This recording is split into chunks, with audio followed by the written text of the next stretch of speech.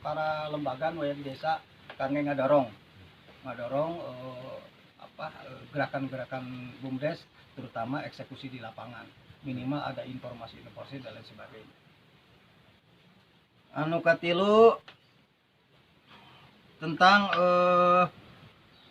kumaha aya saran atanapi henteu menyalahi aturan karena abdi poekeun ya kangge pelindung atanapi penguatan eksekusi di lapangan bila mana terjadi sesuatu hal yang memang ada trouble di masyarakat karena sifatnya kita sipil nih ya, untuk bisa menentukan regulasi ini berlaku dan tidak berlaku, minta bantuan kepada pembina keamanan di masyarakat atau Kamtibmas. Itu apakah bisa dilakukan atau tidak gitu kan.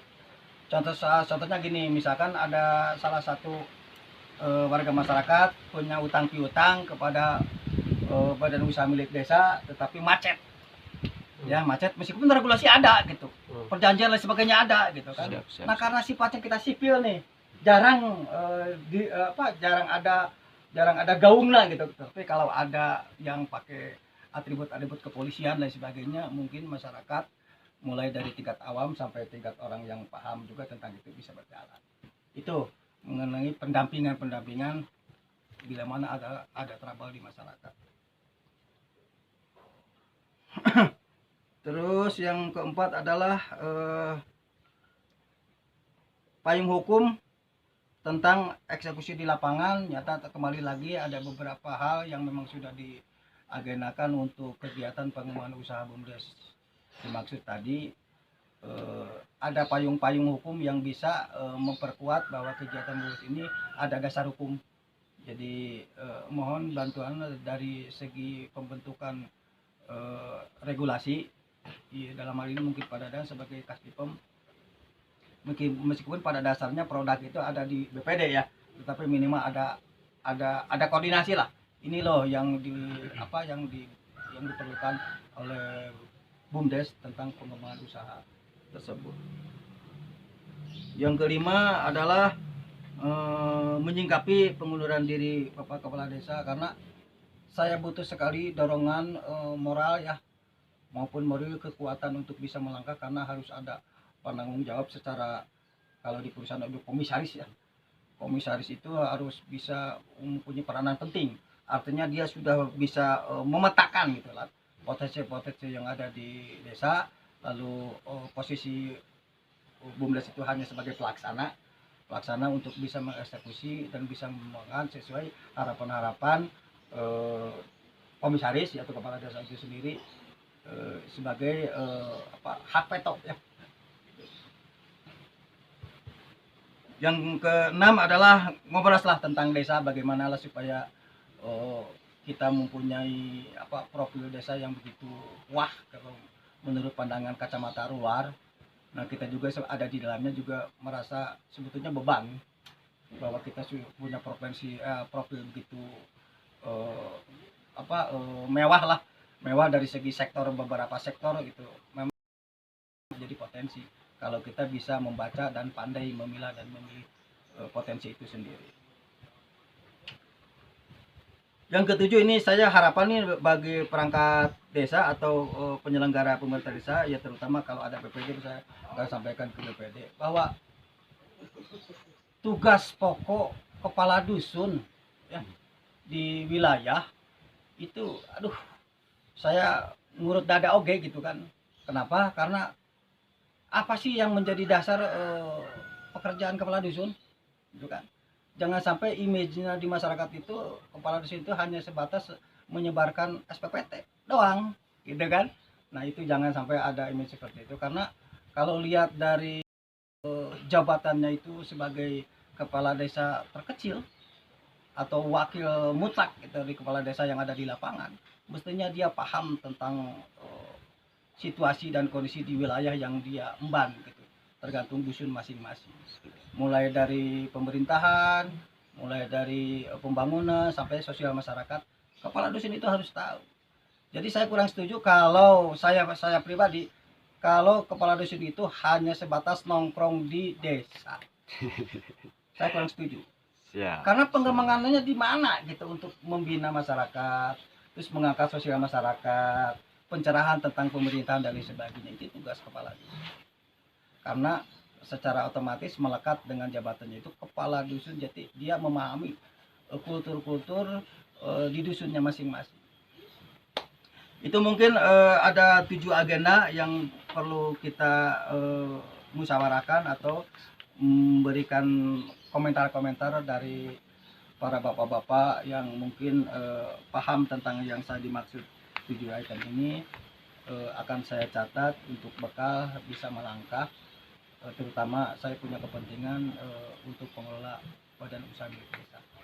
Itu mungkin bapak-bapak sebagai awal dalam pertemuan ini. Mudah-mudahan ini menjadi satu tolak ukur bahwa pertemuan ini bukan hanya sekali ini saja, tapi mungkin ada momen-momen lain yang perlu kita bahas untuk kemajuan diri sendiri secara pribadi dan lembaga, ketiganya adalah pemerintah desa.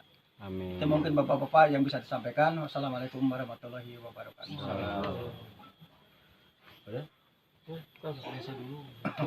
Pendamping. Nah, untuk penyertaan modal, tolong itu bagaimana nih itunya apa? Ini harus dijalankan mekanismenya seperti apa gitu. Karena untuk bisa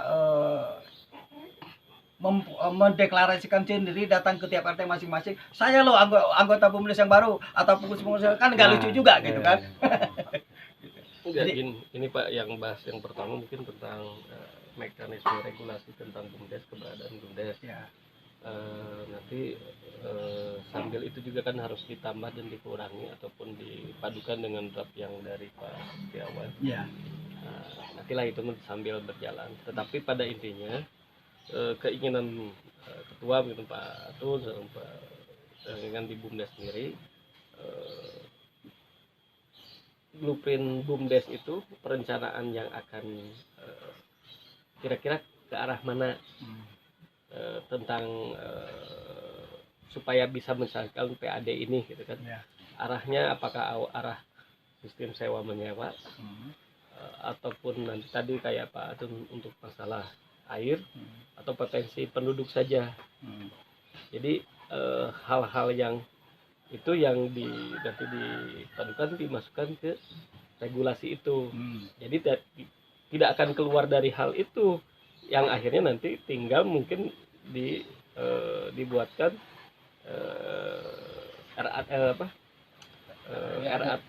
bukan RAT maksudnya ADART-nya tinggal berdasarkan hanya regulasi itu, tapi tujuan pokok BUMDes ini yang khususnya untuk Cinunuk gitu kan, yang tadi air, potensi penduduk dan dua ini kan, ataupun yang lain-lainnya itu mau diarah kemana, itulah nanti masukan dari Pak Atun dari ini. Itu saja sistemnya BUMDes itu mau diarahkan kemana supaya bisa menghasilkan PAD yang walaupun tidak terlalu besar ya tahap awal ya minimal adalah 1% mah 1% dari APBD kita kan, 1% minimal 1% maksimalnya mah kan tidak ya berjenjang lah, tapi itu yang harus jangan sampai nanti Pak Atun juga Pak ya, karena saking terlalu banyak yang harus diregulasi itu, jadi satu pun tidak, yang penting 3 tapi pokok gitu kan. Nah, nanti tinggal dijabarkan lah mekanisme SOP-nya seperti apa itu di aturan di BUMDes. Yang penting regulasi itu memayungi semua ADART yang ada di BUMDes itu sendiri. Jadi masukannya saja ya, mekanismenya pada intinya mudah-mudahan tahun ini bisa sambil sosialisasi, sambil mengesahkan BUMDes, sambil ya artinya sosialisasi bahwa di Cinunuk itu ini BUMDesnya ada pengurusnya, terutama kepada ketua RW dan ketua RT, karena memang suka ada gini Pak RW bilangnya A tapi di RT lain. Jadi kadang tidak matching antara RW dengan RT tuh.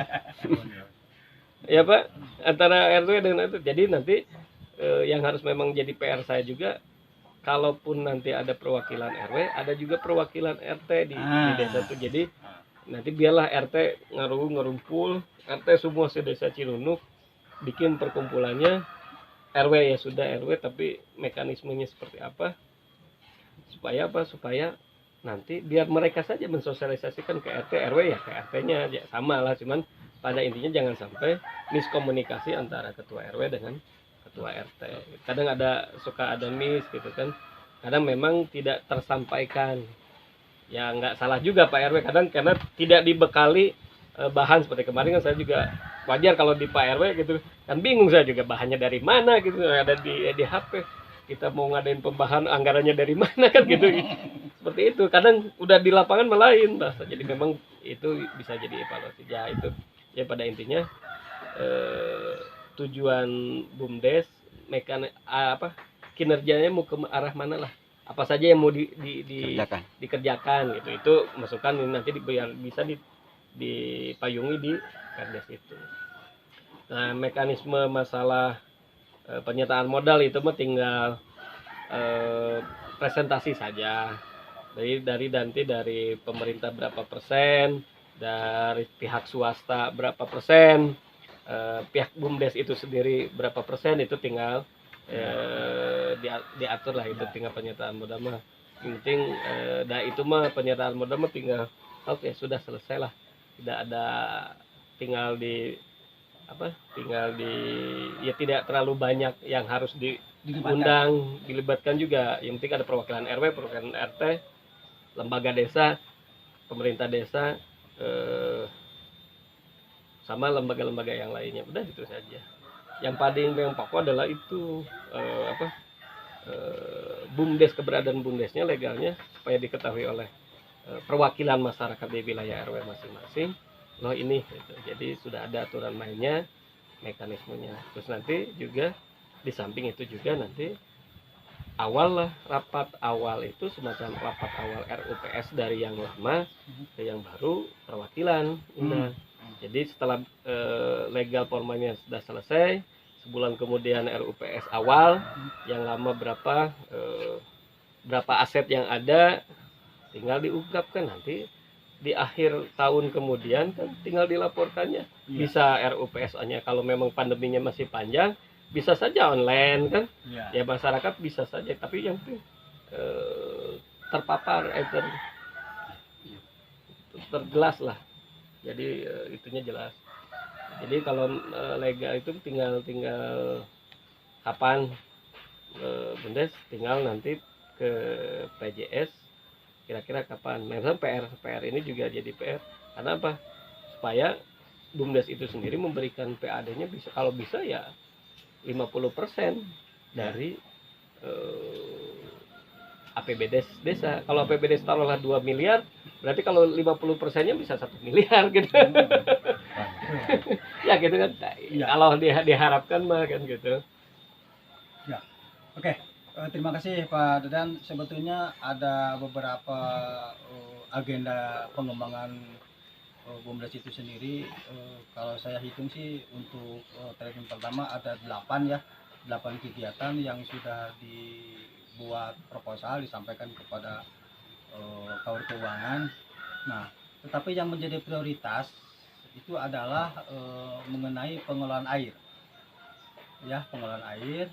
Yang kedua sampah, ketiga pengembangan usaha kios fotokopi, itu yang menjadi sasaran utama. Tetapi yang perlu dibutuhkan sekarang supaya ini bisa eksekusi di lapangan adalah menjadi DSP skala prioritas mengenai pengelolaan air. Nah, mungkin bisa dijelaskan nanti oleh ketua. Silakan Pak Ketua untuk memaparkan, karena kita sudah rapat berdua ngebahas tentang itu. Ada beberapa 8 poin yang disampaikan kepada Kaur Keuangan, sudah sampai proposalnya, lalu kita tindak lanjuti untuk memantapkan kegiatan yang dimaksud tadi. Tetapi yang paling utama adalah di depan mata nih adalah mengenai pengelolaan air. Itu menjadi dasar utama. Silakan Pak untuk bisa menjelaskan. Assalamualaikum warahmatullahi wabarakatuh. Waalaikumsalam warahmatullahi wabarakatuh sekalian. Jadi di benak saya ini Pak, di benak saya BUMDes itu adalah badan usaha milik desa yang notabene dibentuk dalam rangka bagaimana BUMDes ini mengelola potensi, itu kan ya dasarnya, sehingga menghasilkan sesuatu, itu baik finansial, yang nggak manfaat dan sebagainya, agar memberikan kontribusi pada masyarakat gitu kan. Saya batasi Pak, BUMDes ini sederhana saja, bagaimana menghasilkan satu nilai finansial dari potensi yang ada, itu kan Pak ya? Ya, benar. Nah, oleh karena itu pada awalnya kita harus mulai menggali potensi yang ada di desa itu Pak, desa Cinunuk. Kebetulan setelah kita ngobrol-ngobrol, kita menganalisa potensi ada dua Pak, potensi alam, dua potensi sumber daya manusia, dua. Nah tentu potensi alam juga harus kita pilah-pilah Pak ya, artinya kita identifikasi. Ternyata potensi alamnya yang ada di kita adalah sumber air, itu satu. Kedua, potensi sumber daya manusia, kita itu punya penduduk 55.000 Pak ya, jiwa, luar biasa Pak, besar. Nah dua potensi ini yang harus menjadi dasar kita untuk dikembangkan. Ternyata potensi air ini sudah mulai dikelola sebelumnya Pak, oleh BUMDes sebelumnya, yaitu sudah kerjasama dengan Kreasi Papan. Nah oleh karena itu potensi air Kreasi Papan ini akan kita tindak lanjuti sampai sejauh mana implementasinya di lapangan Pak. Apakah potensi air Kreasi Papan ini, Ciamplas ini sudah memberikan PAD atau belum? Nah ini akan kita telusuri, kita tindak lanjuti. Kalau perlu ada kesepakatan baru, kalau memang kesepakatan sekarang itu tidak menghasilkan apa-apa bagi pemerintahan desa, bagi PAD. Yang kedua, beberapa potensi air juga banyak ini Pak di daerah kita itu. Salah satu adalah potensi air Palintang yang dialirkan ke Pangalayang Regensi, yang sekarang itu dikelola oleh Air Emarta. Di aturan perundang-undangan potensi alam ini BUMDes punya kewenangan Pak ya untuk mengelola. Nah ini pun menjadi PR BUMDes Pak, dan kita akan mulai juga, bukan investigasi, bukan, kita akan mulai juga mempelajari ini, apakah ini mungkin juga bisa dijadikan potensi bagi desa Cinunuk. Itu dua. Yang ketiga, di RW 28 itu ada beberapa kebutuhan air bersih Pak, sebab pengelola air swasta Amarta ini belum maksimum Pak memberikan Pak ke warga RW 28, baik kuantitas maupun kualitasnya. Kuantitasnya belum tercukupi, air masih kurang, pada saat musim kemarau masih kurang air. Kedua, pas masih hujan airnya keruh Pak, kualitasnya tidak baik. Sehingga kita berkomunikasi dengan Pak RW-nya, dengan beberapa RT, mereka ingin membuat air komunal, air dalam, dengan skala di bawah 100 meter, antara 60 sampai 80. Nah itu menjadi konsen kita Pak pada awalnya. Bahkan itu sudah dibikin Pak ya, rencana kita sudah dikasihkan ke Pak Samsul, bagian keuangan, apa yang kita rencanakan. Salah satunya kita ingin membuat air komunal 7 titik. Memang kebutuhannya 7 Pak. Ada yang di 1 RT 2 ada 7 titik. Sementara satu titiknya itu sekitar 49 juta ya Pak ya? Iya. Satu titiknya itu satu, itu sudah dibikin. RAB-nya proposalnya sudah dibikin. Itu satu. Beberapa proposal kita bikin, termasuk pemodalan madani, ada sekitar 50 juta Pak, 100 juta 50 juta Pak, saya lupa Pak, 50 juta. Ada pengembangan fotokopi 50 juta. Kita ingin membuat fotokopi ini menjadi toko serba ada, supaya berkembang, supaya bisa menggaji Pak. Kalau hanya fotokopi alat tulis nggak akan mampu berkembang, omsetnya marketnya akan terbatas ya. Karena produknya hanya itu aja. Kemudian juga satu juga yang kita ingin kelola itu adalah pengolahan sampah Pak. Jadi di RW 28 itu mereka punya TPST Pak ya. TPST itu pengolahan sampah sementara, buat dipilah Pak, mana yang sampah bisa digunakan, mana yang tidak. Kendalanya sekarang itu dia tidak punya kendaraan operasional dari masyarakat ke TPST. Dia ingin diadakan kendaraan operasional gerobak sampah berupa motor banyak, motor PR kita pilihkan rencananya. Kemudian mekanisme gimana Pak? Mekanismenya itu nanti ada iuran sampah Pak dari masyarakat, dari rumah itu ke TPST. Sampai udah teknis, sudah detail, kira-kira 4.000 satu kakak. Jadi kalau penerima manfaat itu 1.000, kalau kali 4.000 sudah ada 4 juta Pak, dana yang akan kita kelola. Nah, kita rencananya akan mengadakan gerobak sampah. Mekanismenya bagi kredit abisnya Pak. Kenapa pilih kredit? Kalau kita beli investasinya besar, 30 juta. Kalau kredit manakala macet di tengah jalan aman, orang itu. Ini ada kredit. Itu mengamankan aja investasi saya. Kredit dengan anggaran awal DP hanya 10 juta, kita mulai jalan. Nanti ada analisa hasil usahanya sudah kita susun. Dari 4 juta itu buat pengelola berapa, buat ngegaji orang ngangkut berapa, buat kontribusi ke pengelola di RT berapa, buat BUMDes berapa, sudah ada bagi hasilnya dipresentasikan. Begitu juga air komunal. Air komunal itu diestimasikan Pak Dadan, Pak Saiful, Pak Samsul, Bapak yang lain, diasumsikan satu air komunal itu 25 penerima manfaat Pak. 25 penerima manfaat itu rata-rata mereka tuh iuran 70.000 Pak sekarang itu 70.000. Jadi dari air komunal yang kita akan lakukan itu ada dapat air 1,5 juta Pak, 1,5 juta. Itu sudah kita bagi juga, kita analisa berapa untuk RT, berapa untuk RW, berapa untuk BUMDes, berapa untuk cadangan pada saat tertentu air itu macet. Sudah didesain, di proposal sudah ada. Tentu diakomodir semuanya, memang besar 500 juta lebih Pak anggaran kita. Tapi kan kita mengerti bahwa anggaran ini tidak mungkin bisa dicukupi oleh dana penyertaan dari desa Pak ya, Pak Dadan ya. Mungkin hanya 100, mungkin hanya berapa dalam tahun pertama. Tapi itu boleh menjadi kegiatan yang apa sih dalam istilah APBN teh berulang teh, jangka panjang. Jadi bersinambung ya, tahun ini dulu terus berkelanjutan, program yang berkelanjutan. Nah, untuk menutup beberapa keterbatasan anggaran desa, kita sih berencana menggali dana juga dari pihak luar. Salah satu adalah mencari investor swasta. Tidak mudah Pak, karena kita baru mulai, bahkan saya estimasi nggak akan ada nih orang swasta yang ikut terlibat. Yang kedua, kita akan mencoba menggali dana CSR, yang nggak kepedulian sosial daripada perusahaan-perusahaan. Tentu pilihan kita yang pertama adalah BUMN. Itu ada Bank Mandiri, ada PLN, itu aja dulu yang dasar hukumnya jelas.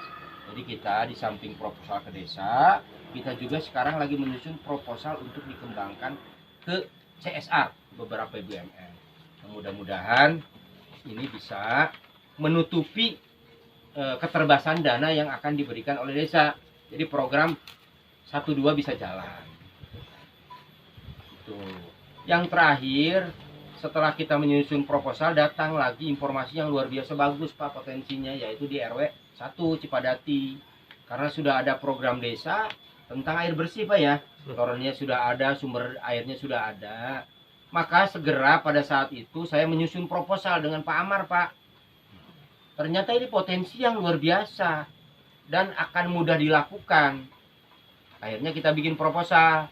Nah, pada saat nanti proposal kita sudah jadi, kita ingin berkomunikasi dengan pemerintah desa. Mana proposal kita ini yang paling layak, skala prioritas untuk dilakukan sesuai dengan anggaran desa yang ada. Nah, kita akan setuju apapun yang dilakukan. Jadi pada saat proposal kita sudah masuk, nanti kita pilih Pak Ape, mana proposal yang sangat mungkin dilakukan supaya ini bisa nanti diselesaikan oleh kita dan menghasilkan PAD. Setelah proposal kita pilih, maka kita akan sosialisasi cepatnya BUMDes ini dengan warga sekitar, RT, RW-nya. Orang desain, orang rencanakan bersama-sama dengan masyarakat sekitar supaya rencana kita itu benar-benar bottom up ya dari bawah keinginannya itu. Tuh, saya kira gambaran sederhananya itu yang ada di pikiran BUMDes sekarang. Khusus kan ada 2 Pak, potensi itu ada 2. Potensi itu digali dengan modal, potensi itu digali tanpa modal. Potensi yang digali tanpa modal sekarang sudah kita mulai melibatkan diri Pak. terpaksa tidak terpaksa harus terlibat, baik itu di kreasi papan maupun dan di amarta. Nah, mudah-mudahan ini keterlibatan kita di sini bisa menghasilkan satu PAD, Pak. Tanpa modal banyak. Dan ini berdasarkan regulasi karena sudah jalan, Pak, sistemnya, Pak. Sistemnya sudah jalan, BUMDes desa tidak terlibat di dalam sistem itu. Padahal di dalam aturan desa itu punya hak untuk terlibat di situ, apalagi ini mengelola air masyarakat. Itu kan bukan PDAM. Nanti regulasi Pak Amar lebih apal dari saya tidak terlalu mengetahui, tapi dasarnya sudah jelas. Saya sudah juga tanya anak saya di Kementerian Desa Tertinggal, Pak, kerjanya, Pak, di kementerian. Jadi nanti sumber-sumber informasi ada. Kebetulan sudah 3 tahun anak saya diterima di sana, di Kementerian Desa Tertinggal. Jadi advokasi segala macam dia ngasih saran nanti ke saya. Jadi mudah-mudahan ini bisa kita gali dengan aturan itu supaya Desa Cinunuk ini bisa menghasilkan PAD. Bahkan tahun pertama saya pesimis pada Dadan menghasilkan PAD karena kita baru menata. Mungkin juga kita belum dapat PAD. Mudah-mudahan dapat kalau yang tanpa modal berjalan, air amarta dengan kreasi papan air jamplas, mudah-mudahan. Tapi kalau ini belum berhasil pada tahun pertama, saya tidak menargetkan kita dapat PAD. Tapi insya Allah 2 tahun, 3 tahun ke depan, kalau ini terus dikembangkan, bisa menghasilkan PAD. Itu aja lah gambaran teknisnya, kesimpulannya. Nanti ada dana berapa dari desa kita arahkan kepada skala prioritas yang sangat memungkinkan kita bisa menghasilkan PAD. Itu aja intinya. Nah, pertama 50 atau 100 kita lihat kemana yang paling tepat. Pak Samsul, Pak Dadan, Pak AP juga yang lain, supaya ini benar-benar dana itu bermanfaat. Dana itu jangan masuk hilang begitu saja. Tidak ada manfaatnya, tidak sinambung, tidak berkesinambungan. Sayang kita kalau melakukan itu, sayang. Saya kira itu yang bisa saya sampaikan. Perkara nanti legal standing, aturan segala semacamnya kita berembuk nanti. Ada perdesnya apa ya? Iya. Legalnya kita nanti bentuk lah. Saya tolong dibantu kita supaya kita itu punya kekuatan hukum untuk melakukan kegiatan. Itu aja intinya. Saya kira sementara itu saja yang bisa saya sampaikan. Terima kasih. Wassalamualaikum warahmatullahi wabarakatuh. Terima kasih Pak Ketua BUMDes yang sudah memberikan paparan sekitar kegiatan dalam rangka pengembangan Badan Usaha Milik Desa Mandiri Cinunuk. Kembali lagi ke poin awal yang ke-1 tentang penyertaan modal, tolong itu digarisbawahi, Pak.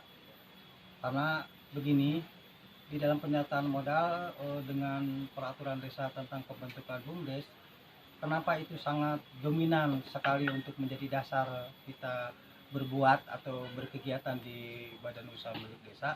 Kan ada aturan yang memberikan pedoman untuk pelaksanaan anggota atau pengurus BUMDes itu sendiri, yaitu dituangkan di anggaran dasar dan anggaran rumah tangga. Nah, anggaran dasar anggaran rumah tangga itu mengambil rujukan dari peraturan desa. Jadi jangan sampai bertabrakan gitu kan. Nah, di sana tadi ada mengenai pembagian hasil usaha, ya. Kalau kita berkaca dari anggaran dasar yang ada sebelumnya, belum kita buat mengenai pembagian hasil usaha itu sebetulnya tidak relevan.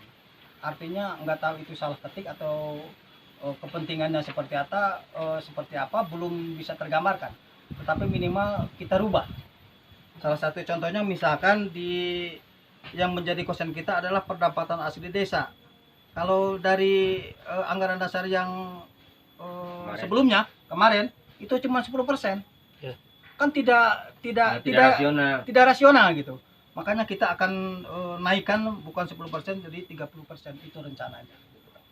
Karena ada 8 poin yang perlu kita berikan kontribusi tentang pembagian hasil usaha Badan Usaha Milik Desa. Di antaranya adalah pemupukan modal usaha, pendapatan asli desa, pendidikan dan pelatihan pengurus, itu bisa juga studi banding dan sebagainya gitu kan.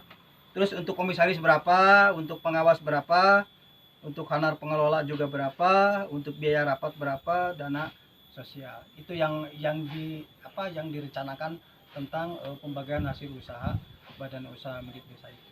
Makanya sekali lagi saya mohon dengan sangat bahwa anggaran dasar belum sempurna kita buat karena ada beberapa instrumen yang belum kita adopt karena masih bureng. Kenapa bureng? Karena takutnya menyalahi atau keluar jalur dari peraturan desa gitu. Jadi mohon dengan sangat peraturan pembentukan badan usaha milik desa itu segera diagendakan seperti apa mekanismenya, tetapi yang jelas untuk kepentingan BUMDes bahwa itu akan dijadikan rujukan untuk pembuatan anggaran dasar. Itu mungkin nomor 2 sudah terjawab. Yang kedua tentang konsentrasi kita di kelembagaan desa. Ada beberapa lembaga desa itu juga salah satu informasi sosialisasi bahwa di pemerintahan desa sudah terbentuk badan usaha yang berniat untuk mengembangkan usaha-usaha yang ada hubungannya demi kesejahteraan semua sektor yang ada di desa. Itu mungkin secara normal saja mungkin itu sudah diketahui bersama, tetapi eksistensinya bila mana nanti terjadi di lapangan tolong dibantu hal-hal yang memang bisa memperkuat badan usaha itu sendiri. Yang ketiga, payung hukum tentang regulasi BUMDes itu yang sudah dibahas tadi sama Pak Dadan. Jadi Pak Dadan 8 poin yang sudah kita sampaikan kepada Kaur Keuangan, mungkin Pak Dadan lebih detail kembali, menyarankan untuk lebih spesifik yang mana yang harus didahulukan untuk dikerjakan dalam aturan-aturan yang bisa dikerjakan oleh BUMDes itu sendiri. Nah, mungkin terjawab tadi sama ketua, pada intinya adalah pengelolaan air itu menjadi prioritas, target ya, menjadi target utama sesuai dengan proposal. Lihat dari schedule yang ada, itulah yang akan kita eksekusi.